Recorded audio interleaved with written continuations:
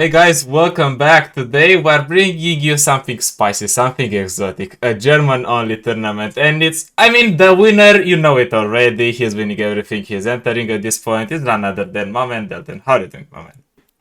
I'm doing pretty good. I still think you're talking a bit too good of me. It hasn't been a lot of wins. It hasn't been a lot of tourneys, but yeah, I do be building up a streak. So maybe it's just being humble about it, which is the secret ingredient that I just recently tried for the first time. So yeah, we'll see how that goes. A secret ingredient. Now it's getting interesting. I want to hear about that, but maybe later because we were talking about a bit about the interview. Maybe the format itself of Uniliga is not known to people, so maybe you would like to present it a bit, tell people how you have gone through the format. So yeah, the format is we have like 4 qualifier cups, which is like open qualifiers. So I think we had like 50 players on average on these. And there we have like 3 people who make it, like 2 through winners bracket. And actually, no, we have 4. Let me calculate real quick. No, it's 3. Yeah, so we have 2 through winner bracket and then 1 in losers bracket that makes it. And in the end, we have like 9 of these people. That doesn't add up. I should have thought about this before I started talking. Yeah. Anyways, I think it was this way: 3 per cup, and then some people get in through points who performed well over all qualifiers. So you gain points like depending how far you get. And then the tourney on the weekend that we just had were the playoffs, where we basically have a top 16 in a group stage, like 4x4 group basically, which is just double elimination basically there. It's no round robin. And so we have a top 8 for the next day, and this is double elim. So yeah, I just got there through winners bracket then, and it didn't came to a bracket reset because it was against Coinflip, who is I couldn't wish for an easier opponent there. So yes, I did have a pretty smooth run, I'd say. Don't do the man dirty like that. I beat him as well, but don't tell him. I mean, he knows. Doesn't matter. Yeah. But who were you matched against in the group phase? Who were you playing against? Yeah, the group phase was interesting because I actually got paired with Coinflip, and our lineups were pretty similar. So I think we're talking about the lineups later, but he brought Sivir instead of Azirelia. Mm-hmm. Apart from that, our lineup was similar because Simon kind of leaked it the day before the tourney when I was actually prepping for myself for once, and with basically Simon and Broken Ball. But like in the end, it's the right move. Like we're all the scrim group. It was really unfair. I got matched against Coinflip. I also lost to him. I think round 2, because round 1 I was against Valdo, and I faced him again then in the losers bracket. So I had to win twice against Valdo. I did it, and that's how I got day 2. But I actually lost to Coinflip day 1. Why or what happened day 1 that brought you the loss? He high rolled my ass, and I low rolled. I can't say it differently. Yeah, I don't know. He flipped GP, like we had the Plunder matchup, I think against my Azirelia. And he actually beat me on Plunder into my Azirelia because he flipped it on curve. And I didn't get a single recall there. So I'd say a bit unfortunate. Of course, Coinflip a good player. I like to undermine it a lot of times. He's a good player. And yes, he just drew a bit better and played decent. So. Yeah, and I'm seeing the lineup that you wrote quite a lot. For example, in the RCO Invitational, the one that won Wretched Kata on you has brought the Sejuani. So let's get to the spice and the ever-present discard aggro. Whenever you're entering a tournament, it's now a staple. Why? Yeah, I don't know. Like Simon kind of got me on the hype train for that one. I think he recently had had an interview with Simon as well. Mm-hmm. He brought Lurk and discard, I think. Lurk obviously more moving towards like a tier 2 deck by now. Like it has been falling down a bit. But this card overall just the best aggro deck probably in the game right now. Overall, like really, you can play it at a different pace, which is also nice. Like a lot of times, it's actually fine to pass on turn 3 if you lose like 2 units in the trade because you can set up a big crowd favorite. I think that the deck is just really, the deck feels just good to play. It's pretty well set in the meta, I'd say. Like it beats Azirelia pretty hard. It beats the Plunder. It's actually going, I think, slightly favored into Sivir, even though Spirit's Refuge is a problem. I think overall it's pretty well settled into that matchup as well. So yeah, I think the deck is just absolutely crazy. I've been doubting for way too long because it kind of ruined the seasonal run I had, I think 2 seasons ago or something, where I actually went 0-4 on it. So yeah, I think it redeemed itself, and I'm very happy to bring it by now. In the beginning of the deck, people were calling the deck high rolly, and it was high rolly back in the day because you needed to hit certain cards. But now with all the tools that we've got, the deck finally feels consistent. Yeah, I mean, I think we've talked about it. I don't know if it was the last one or the one before that, about aggro decks in general being high rolly versus just being built consistently. And I think this card obviously is curve wise is a bit different regarding to like the traditional aggro decks. I'd say like this has a lot more like swingy combo turns. I say I like people love to throw around like the term combo loosely. In the community, whether it's like aggro decks or mid-range decks, like anything is a combo once you chain two cards together, it feels like. But yes, I think the deck is just way more explosive in the way how it can play its cards out, just due to the discard mechanic. And yes, I mean there are complete nut draws that win you the game, like turn 2. These happen. Sadly, not to me, so I'm forced to drag games out and actually play it fair. So I'd say the deck is still very consistent because like there are no like if there are such high rolls, there should be low rolls as well. Of course, you have them. I think I saw a tweet of you, or oh no, I saw you in the chat today where you said like you have a double vision starting hand or something. Like these happen as well, right? And I think it got a bit worse by them nerfing Rummage to 2 mana, it being played as a 1-off by now instead of a 2-off. So like fixing your hand is a bit harder, but overall, like with Experimenter, with the Urchins, you have enough basically ways of fixing your hand towards like the crucial turns around like turn 4 and 5. Like it's always possible to draw and fix a hand, I feel like. So the deck is pretty consistent in itself, I'd say. And I've seen people playing Boom Baboon. I've seen Simon playing Boom Baboon. So why are you still not a non-believer? Why are you not putting it in the deck? So I had to ask Simon like regarding discard. Like he's been spamming that deck ever since. He likes to present himself as the good old combo control Karma Ezreal player in beta. The thing is, I know him since beta. He has played Burn Aggro back then. He was never a Karma Ez player, so sorry, Simon, I'm calling you out here. But he is very, very gifted at discard, so I asked him the day before. And I think we also talked to Broken Ball, who has been running Rearguard, and he was talking to Simon about like the Boom Baboon, how it felt like it didn't feel great, because in the end, Simon's argument was like a lot of decks run like a 1-drop, like the Treasure Seeker and the Shrima decks, right? Like all these decks basically have something to block your rearguard. There was this argument for running Boom Baboon because it's just better there. But Simon switched off Boom Baboon to rearguard by now as well. Has been running it a bit. It feels pretty good. The list I'm running here is Game Breaker's list from Ladder. I think this is the one going around in the community for the most part as well. Since Game Breaker's been performing pretty well with it. So yes, Simon went off the Boom Baboon copium right now. So he's also on rearguard, and I'm glad we found like common ground there. So I felt safe to bring this list.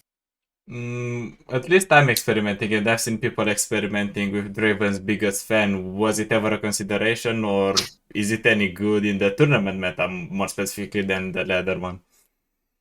Before the Boom Baboon release, I actually ran the Draven's biggest fan before rearguard got buffed as well. I think that was a time back, but I didn't put rearguard in for a while because like Draven's biggest fan was still something I was testing. The thing is, like, you didn't play it as a real 1-drop, right? It was more like a 4th Draven or something to guarantee having him on 3.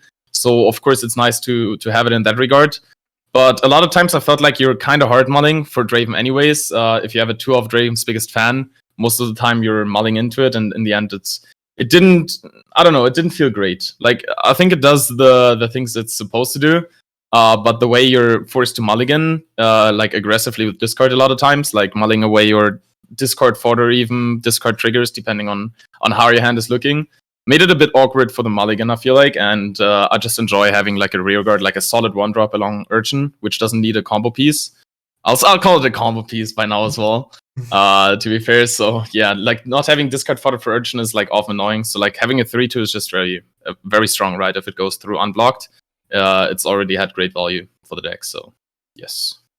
And I've been experimenting with or playing more like Draven's biggest fan, and I think the biggest problem is the late game. If you draw either a Draven's biggest fan or a Legendary Guard, because You might want the Legionary Guard because it doesn't put a Draven on top of your deck. You might have other routes. Yes, that's a very good point. I didn't think about this right now. Yes, that's definitely a very good point because like Draven's Biggest Fan is such an awful top deck. Yes, that's. I mean, most of the time, like you don't want to get in this top deck mode because you have like Experimenter, you have your Jinx drawing you 2 cards each turn, hopefully. But I was in scenarios as well, now that I think about it, where like Draven Biggest Fan just came off the top.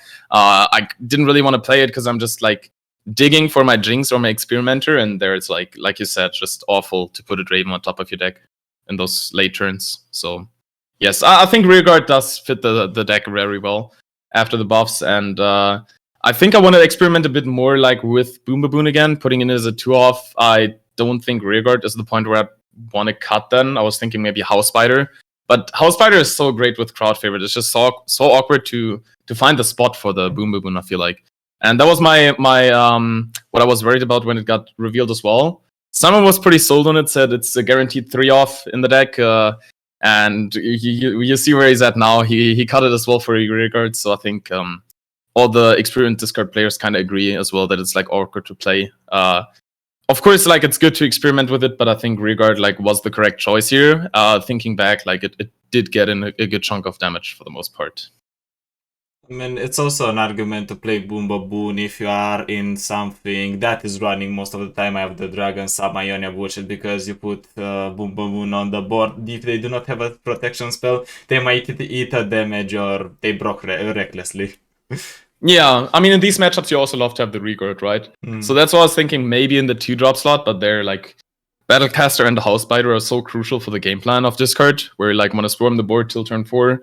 Eventually, like skip a full swing on turn 3 to set up the crowd favorites, and then you just try to go in for like 12 damage or something. On turn 5, you follow up with an Experimenter, find your Jinx, and then close out the game.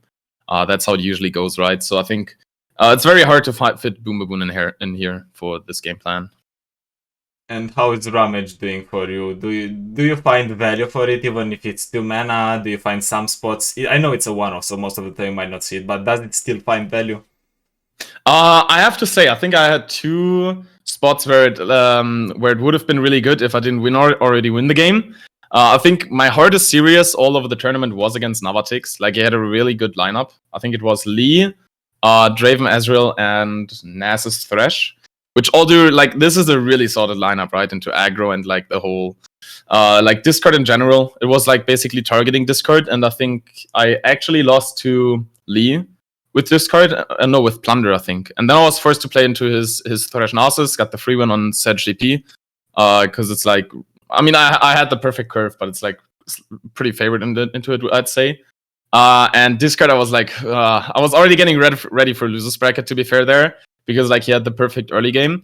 But somehow I just top decked from crowd favorite into Jinx into Experimenter, where I discarded a Flame Tromper and a Vision. Drew a Rummage to trigger the Rocket in the same turn, which I didn't even need because I had lethal. But yeah, in these spots, like sometimes the Rummage just comes in clutch, right? Like after Experimenter turns, it can be really good.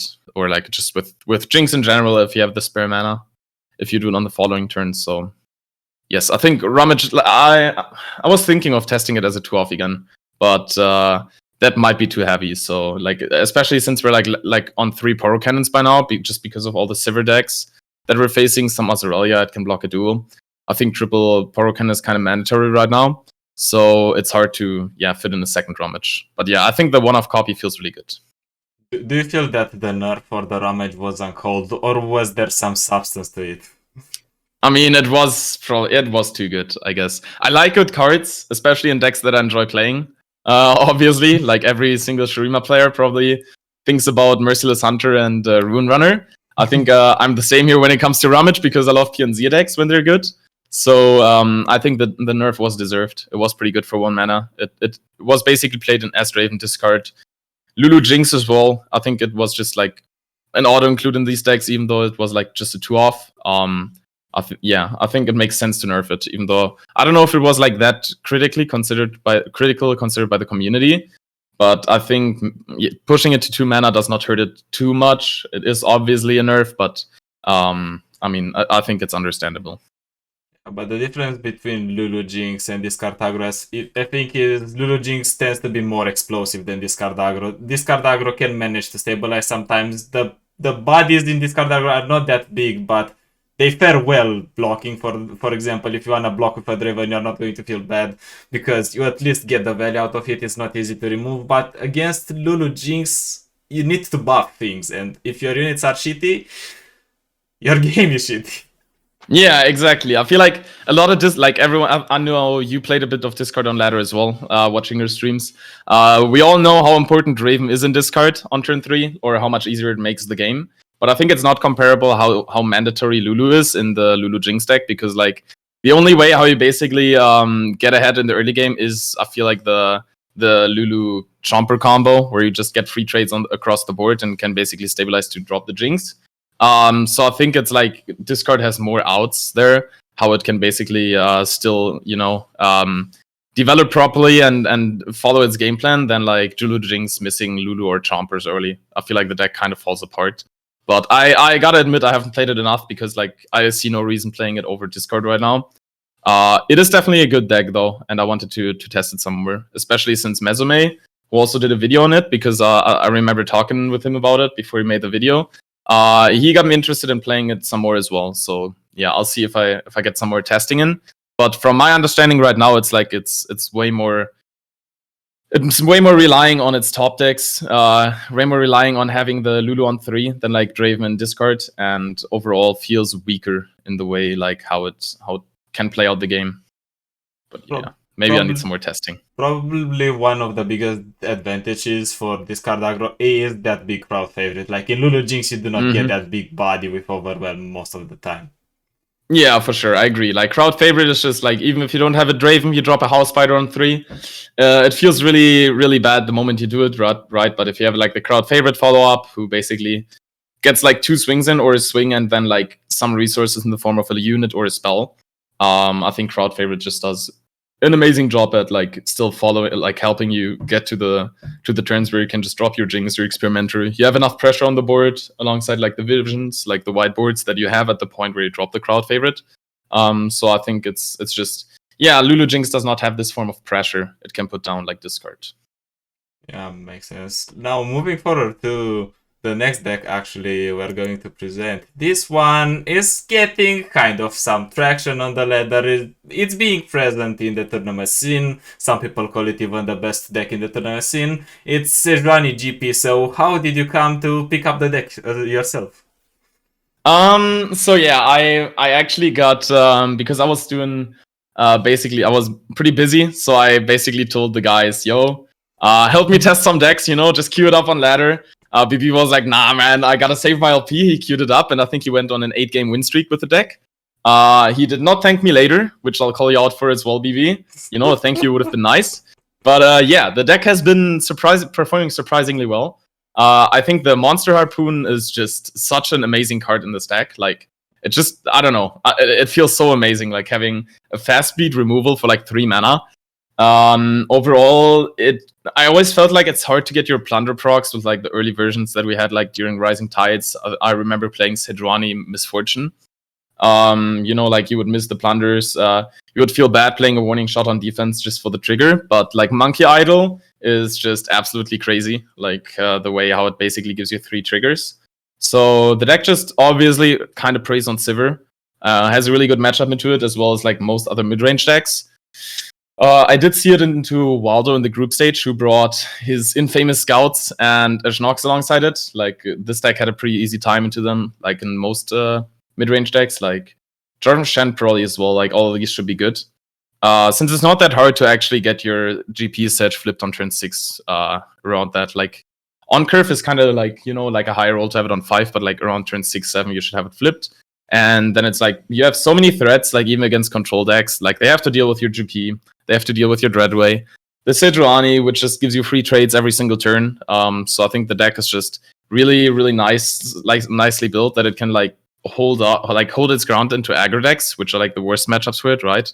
But like you have Make It Rain, you have early bodies, while also having this amazing top end and like mid game as well. So I'm not sure if I would have brought it in like a Riot format tournament because Uniliga is region lock, so this deck made a lot of sense. Like a lot of people brought it. I think 5 or 6 people, alongside like Coinflip, Guardia, Xkey. No, did Xkey bring it? I don't remember. Oh, Kurashi brought it as well. So yeah, all these. Yeah, a lot of people brought it. I think region lock is the biggest reason we brought it because like it's hard to find a good Bilgewater deck.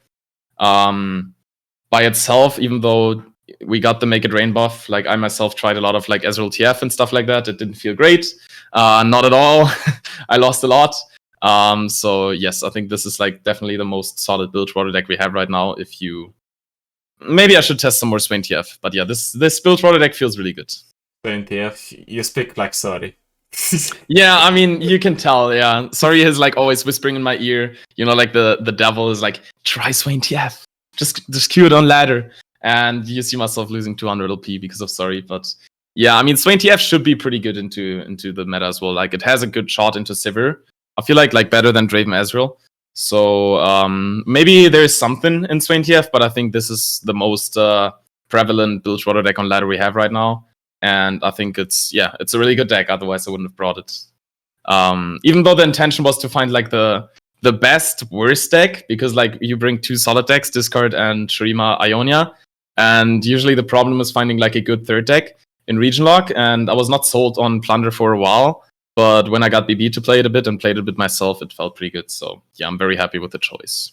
I see you are a true believer in the deck and in the allegiance part of it, because you're not playing any any additional Freljord card outside of Sejuani. Did you try maybe with something like Three Sisters? I've seen people playing some Ice Shards. Did you try those decks, or did you feel like they are unnecessary?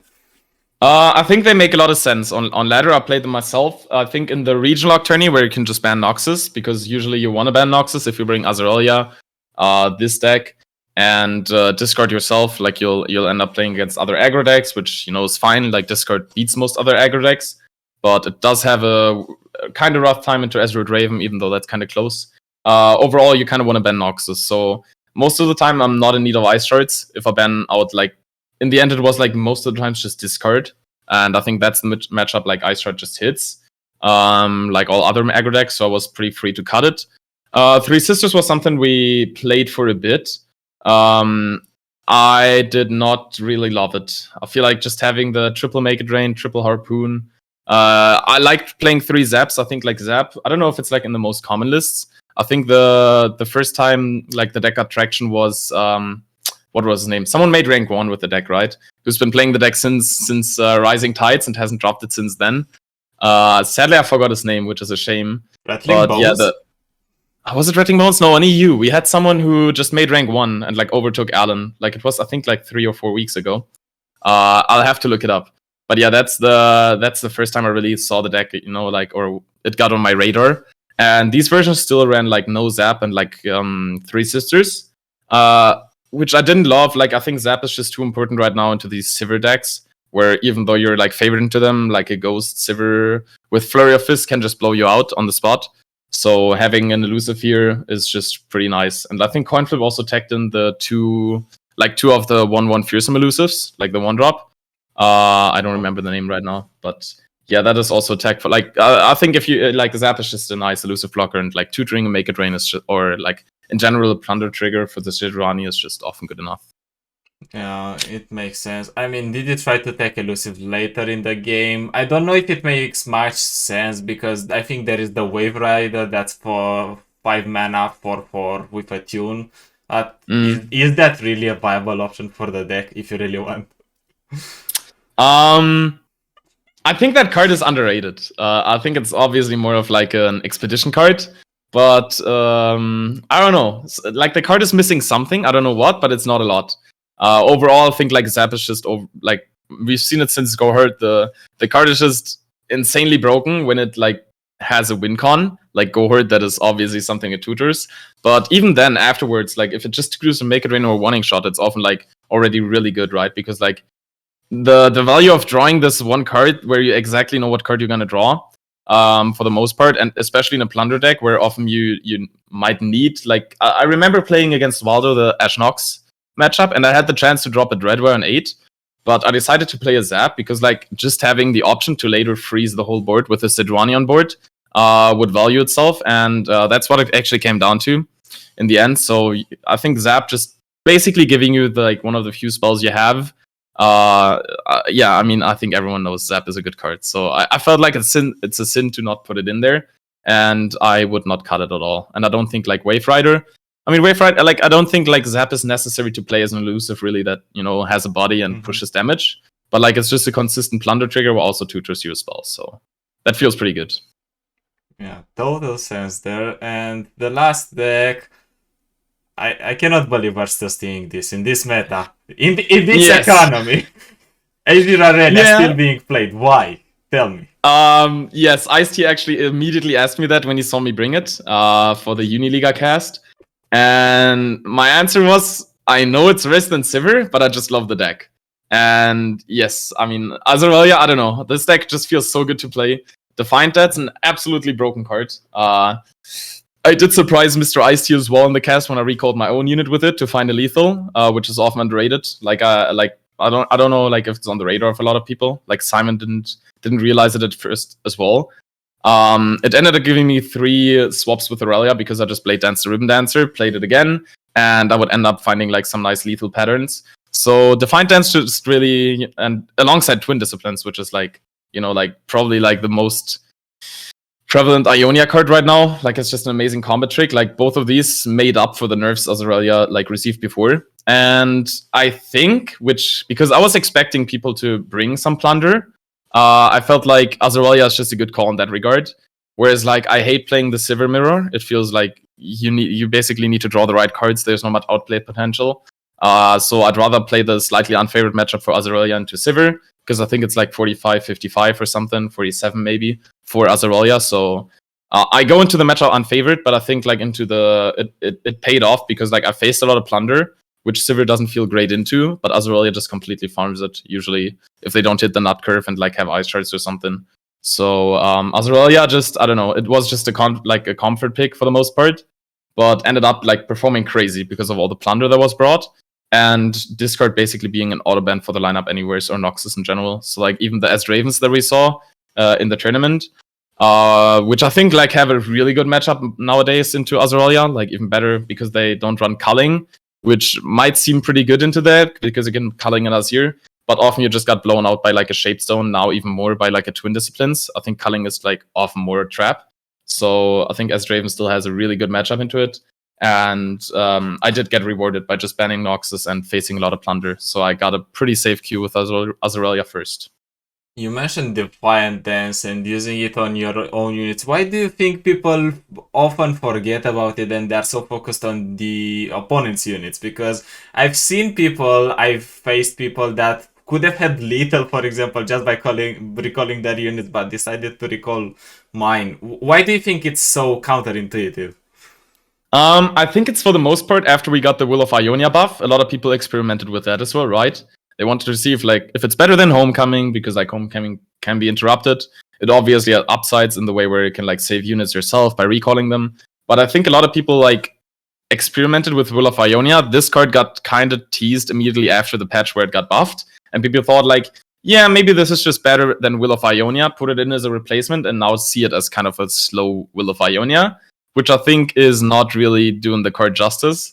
A lot of people, I think, on the like when it got teased, a lot of people that didn't play Azirelia a lot were like, this card seems pretty bad. It's slow speed. It's very like pretty forced into a spot where you have to play it like not reactively because it's not fast speed.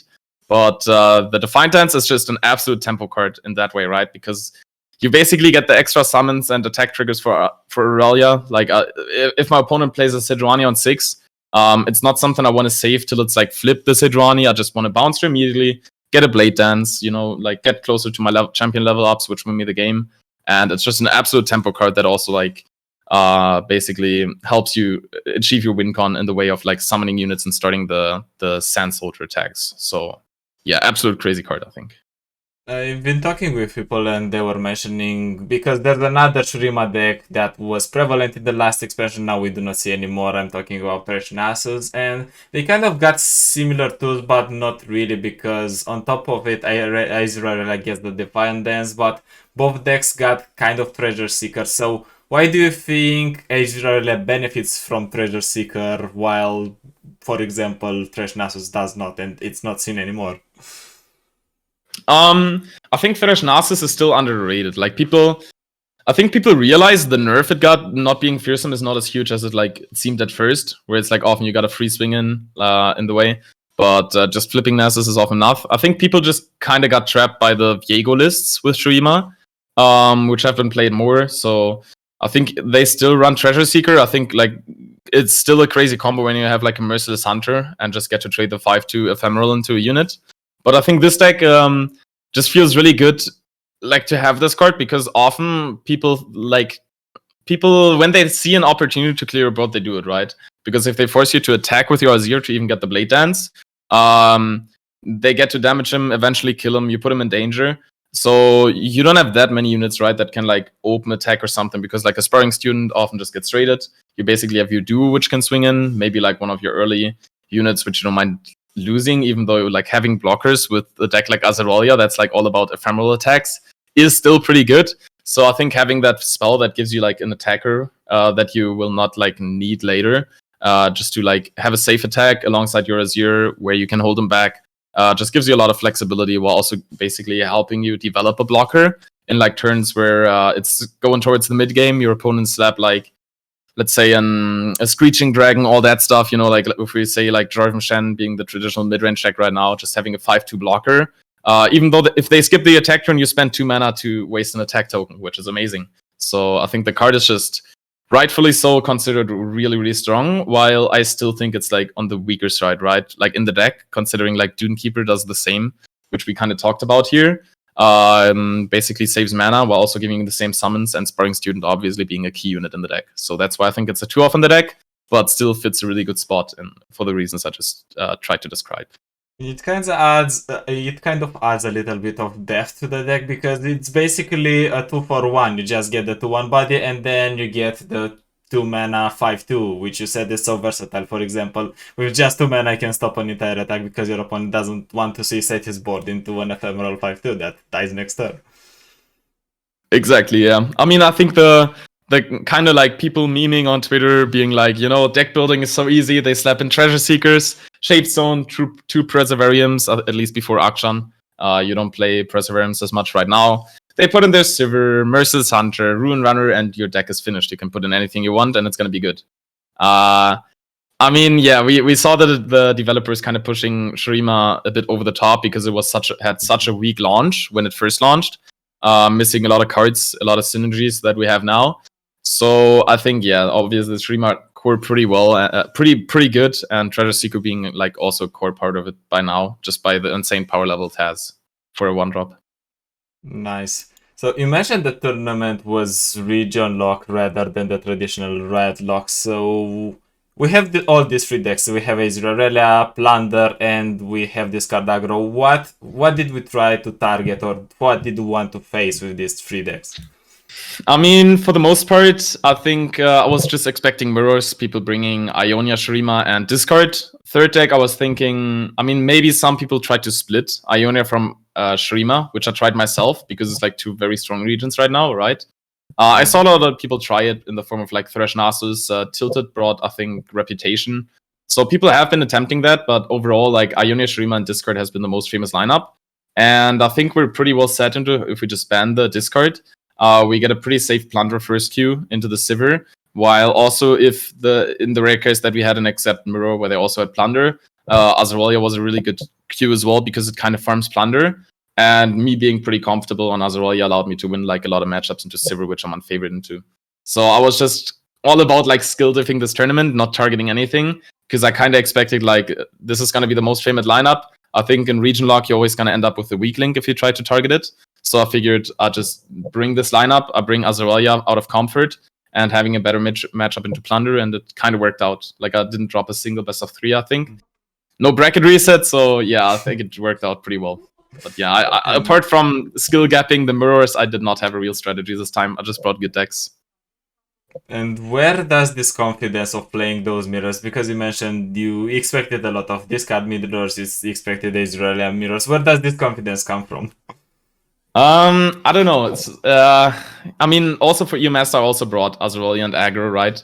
I think I've kind of like discovered by now that this kind of suits my playstyle. It works out pretty well for me. It kind of clicked. Like the 2 Uniligas before that, like I won the first one, but the second one I placed 5th because I just went like out of my way to bring like I think decks that do well into the meta in the form of Inivia the last time, and I was losing it. Like already in groups, I was like, please get me out. Like I hate playing this. I don't know how to play this. I don't know how to play its matchups. So you know, like picking up decks just out of like trying to counter something. I was lacking experience in areas of like how the other matchups like of decks that I didn't expect. Like when it's not the most famous lineup, like you have to test all these matchups, and if you just pick up a new deck for that because you think it's well settled into meta, which I did in the form of Plunder. Whereas I know I'm banning Noxus, so there's not much testing to do. You just test into the Shurima decks, and ideally you test into some Demacia piles maybe for the mid-range aspect. Like it's very easy to prepare and to region lock these like for this part. But I've kind of lost my trail here right now. Like let me think. What was the question again? Sorry, it's been a long day. Why do you feel so favored with in discard mirrors and in Azirelia mirrors?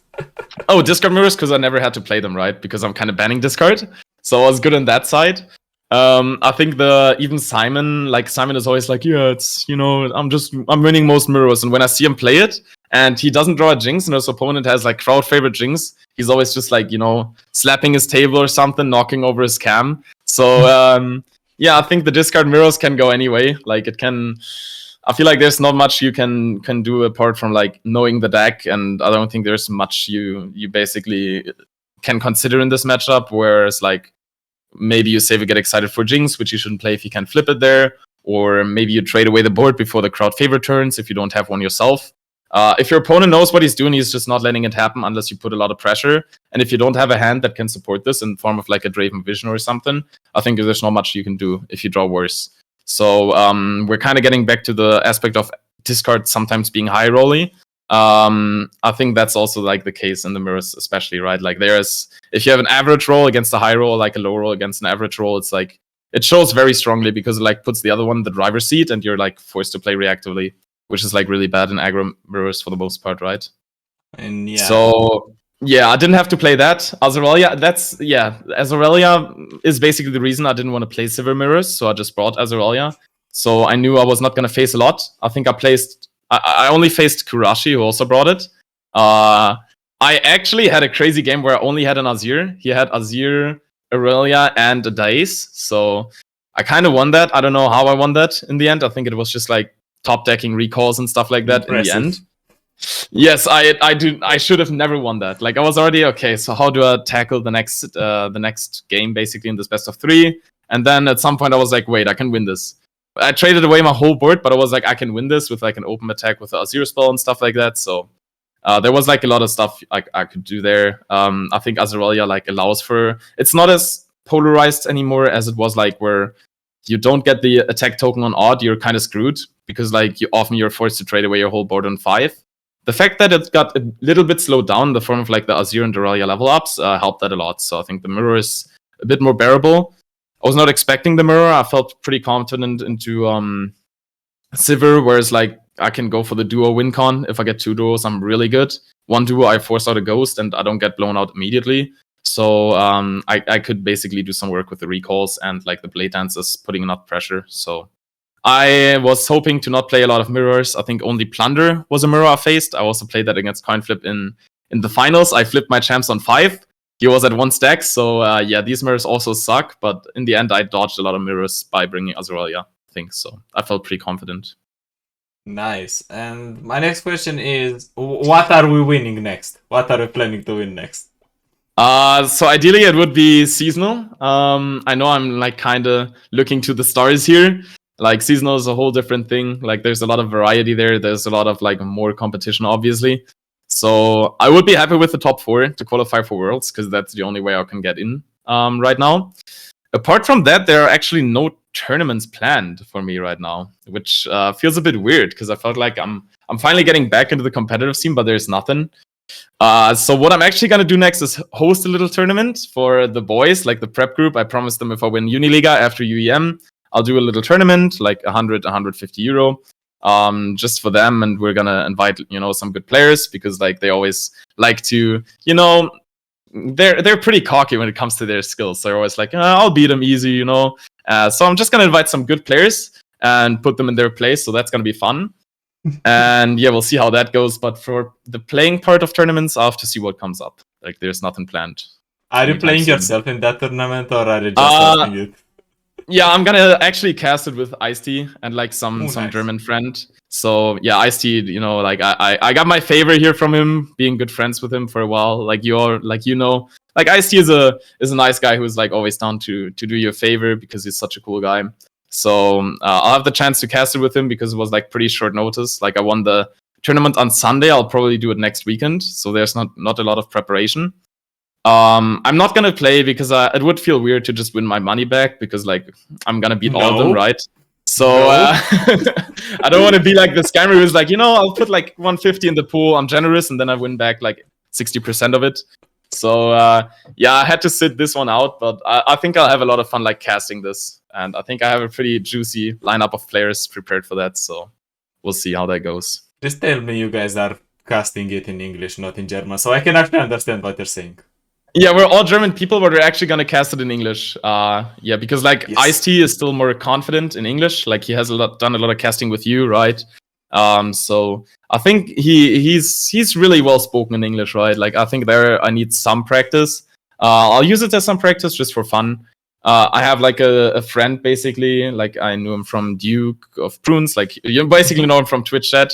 Like there's like a buddy of him, Lizard, like no one knows him, but he has a really nice radio speaker voice, so I think we'll make it work. He cast some other games tournament in the past, so yeah, that's gonna be a lot of fun, I think. And we can trash talk Simon a bit, like backseating. He was like, like sorry is always like I suggested someone to invite. He's like, no, this guy always high rolls me, and I'm like, sorry, please give a real reason. I was like, okay, but what about this guy? He's like, nah, he high rolled me in seasonals, something like this.